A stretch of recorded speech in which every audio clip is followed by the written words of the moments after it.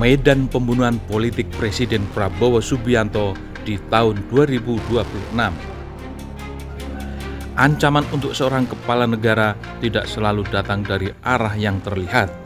Ada konsep klasik dalam studi intelijen dan keamanan presiden yang dikenal sebagai killing ground, sebuah zona abstrak tempat berbagai kepentingan, manuver dan infiltrasi berpotensi menciptakan situasi yang membahayakan kekuasaannya.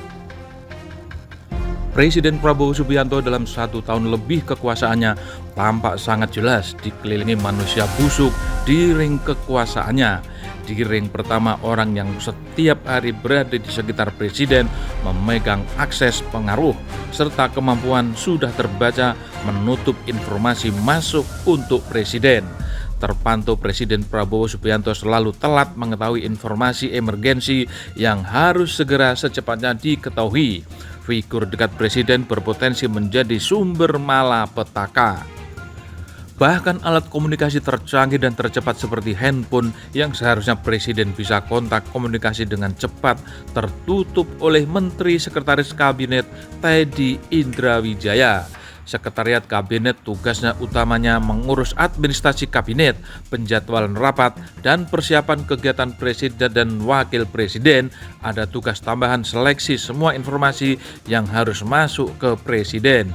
Dalam pengamatan politik, ini bisa berbahaya jika dimainkan berlebihan di luar tugas pokoknya sebagai sekretaris kabinet. Ring pertama tersambung dengan ring kedua, ada potensi killing ground. Paling halus bekerja bukan sabotase fisik, tetapi sabotase keputusan, misinformasi, penyaringan agenda, informasi selalu terlambat, dan kontrol akses yang membuat presiden terisolasi dari realitas keadaan. Ini jalur urat nadi. Jika jalur urat nadi ini tersumbat, maka gerakan presiden menjadi lambat dan tersendat.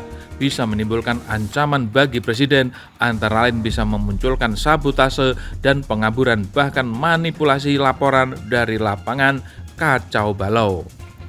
Kita semua mengetahui dan sadar dalam kabinet merah putih, beberapa pengamat menandai 60% bukan personel loyalis presiden, tetapi loyalis partai dan kekuatan di luar kendali presiden. Presiden bisa tidak dijatuhkan secara formal, tetapi dibuat tidak mampu bergerak, bahkan dibuat buta atas kondisi negara, atas apa yang sesungguhnya terjadi, dan itulah bentuk pembunuhan politik paling senyap. Pada ring 3 ada lingkar yang jarang disebut namun sangat menentukan. Para pemilik modal atau oligarki, kelompok pengaruh internasional, jaringan bisnis dan patron besar yang memiliki kepentingan lintas rezim. Bila kebijakan Prabowo mengganggu alur ekonomi mereka, maka tekanan tidak datang dalam bentuk protes, tetapi bisa berupa pengeringan dukungan finansial, manipulasi pasar, perang opini melalui media, hingga tekanan internasional yang membatasi ruang gerak negara. Inilah killing ground yang paling sunyi, senyap, dan paling mematikan, karena ia bekerja tanpa wajah. Pada ring terakhir adalah arena besar, rakyat, media sosial, oposisi politik, pergerakan para aktivis yang mulai merasakan Prabowo sebagai ancaman karena tidak berpihak dengan rakyat, tetapi lumpuh menghadapi oligarki dan kekuatan Cina. Kalau Presiden Prabowo lengah bahkan sering menyerang para ilmuwan dan negarawan bijak, seolah-olah hanya bisa mengkritik, tidak bisa berbuat apa. Anomali ini sangat fatal, seolah-olah Presiden Prabowo paling tahu dan paling bisa. Ini sinyal malapetaka sudah dekat.